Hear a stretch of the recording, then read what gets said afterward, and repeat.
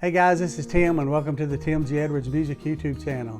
Today's guitar lesson I will teach you how to play the chord of E flat, without having to use any kind of bar chords as well. So let's get started.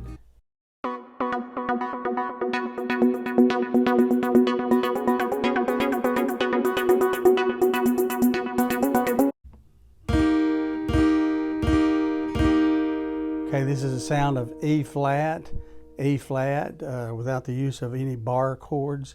It just takes on the D shape. If you're familiar with the D shape, just move it up one fret. And this will be E flat.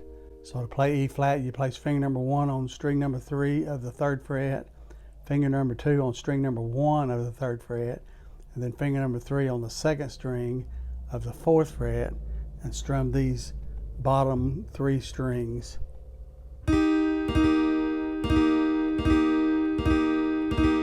E flat, very simple chord to play.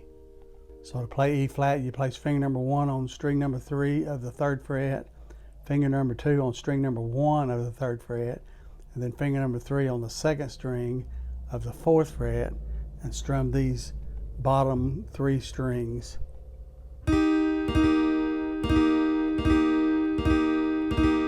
E flat, very simple chord to play.